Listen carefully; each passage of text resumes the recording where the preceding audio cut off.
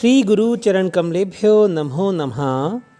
बहुनाम जन्म नामन्ते ज्ञानवान प्रपद्यते वासुदेव सर्वमिति सा महात्मा सुदुर्लभा। आत्मदर्शन अमृतवाणी अध्याय 3008। आज कोई और आया है तो कल कोई और। हाँ, परमात्मा अनेक रूप से नए नए ढंग से नए नए चेहरों में नित्य आते रहते हैं।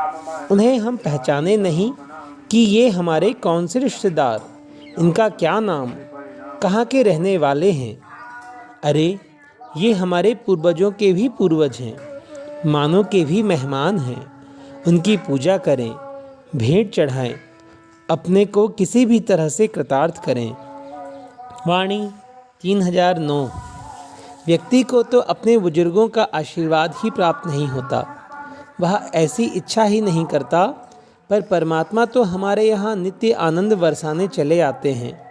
अरे, उन्हें पहचाने तो किसी भी प्रकार से, फिर देखें क्या सचमुच वही हैं या कोई अन्य। शायद आगे से ऐसी भूल न होगी, ऐसा पक्का इरादा कर लेना है। वाणी 3010। किसी मेहमान का स्वागत सत्कार करेंगे, खिलाएंगे पिलाएंगे तो वह बाहर जाकर कुछ कमी ही कहता जाएगा कि मेरे साथ ऐसा व्यवहार नहीं किया, मेरे को ऐसा नहीं दिया, वैसा नहीं किया। पर जो अभ्यागत होता है उसे अपने आप ने जैसा भोजन सत्कार मीठी वाणी मिल जाए तो वह जीवन पर्यंत आशीर्वाद देता रहता है। हाँ, भगवान किसी के परिचित थोड़ी हैं, वे तो अनेक रूपों में सबके सामने सदा आते जाते रहते हैं। अब कोई उन्हें पहचाने या ना पहचाने। वाणी 3011। जो सचमुच भगवान के भक्त होते हैं वे अपने दरवाजे पर आए हुए भक्त का, संत का या फकीर या दरिद्री का बड़े आदर के साथ, आत्मीयता के साथ सम्मान करते हैं। इनकी दशा स्थिति को देखकर वे चार आंसू बहा लेते हैं। इतनी करुणा भर जाती है उनमें।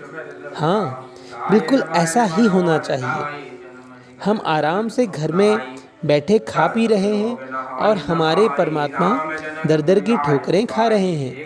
केवल उन्हें सुख पहुंचाने के लिए ऐसी ही सहृदयता होनी चाहिए हम में भी। वाणी 3012।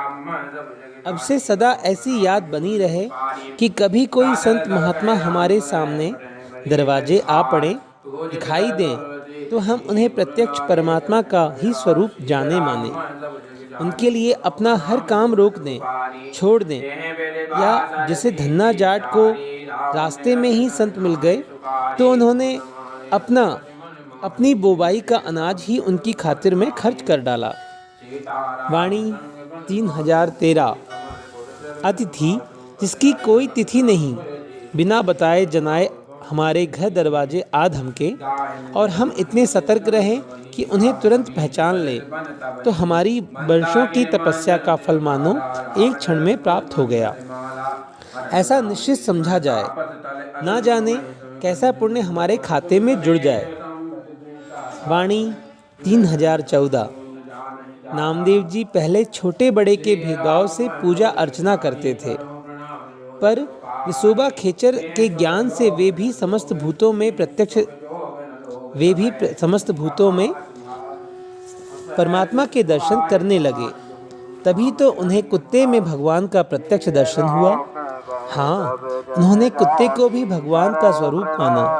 तभी तो वे पीछे घी लेकर दौड़े कि हे प्रभु, सूखी रोटी ना ले जाओ, घी लगा देने दो। तो वहाँ परमात्मा ही तो थे, पर हम सब ऐसा मानते नहीं। वाणी 3015।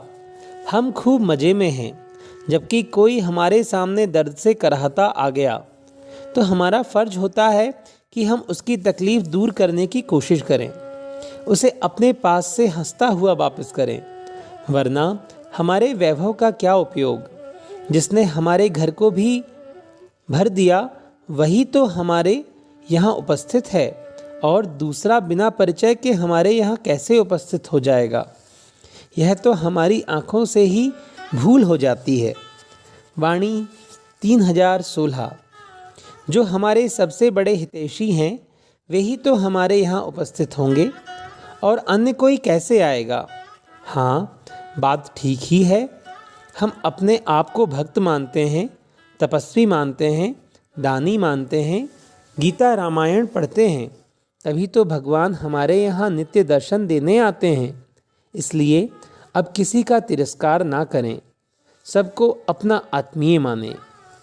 वाणी 3017।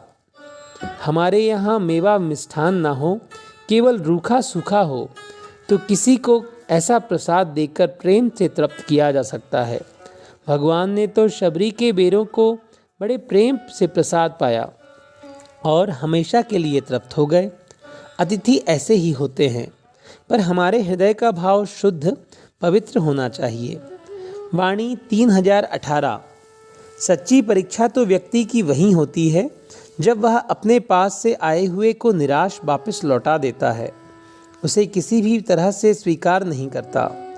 हमें कभी ऐसा प्रमाद लापरवाही नहीं करनी है कि हमारे सम्मुख से परमात्मा यूं ही खाली हाथ लौट जाए। इसमें उनका क्या हुआ, कुछ भी नहीं, पर अपनी बड़ी हानि हो गई। जो पुण्य हमारे खाते में आज जुड़ने वाला था वह हाथ से निकल गया। वाणी 3019। शास्त्र में आया है कि अपने यहाँ आए हुए को बिना किसी भेदभाव के रोटी कपड़ा औषधि दे देना चाहिए, चाहे वह पंडित हो, चाहे चोर चंडाल कोई भी हो। ऐसा सबके लिए विधान है। पर वही धर्मात्मा है, भगवान को मानने जानने वाले हैं, वे तो हर समय सबके लिए अपना शरीर भी देने को तैयार रहते हैं। वे आगे पीछे की नहीं सोचते कि मेरा क्या होगा, मेरे परिवार का क्या होगा। श्री गुरु चरण कमलेभ्यो नमो नमः। सभी को दंडवत प्रणाम।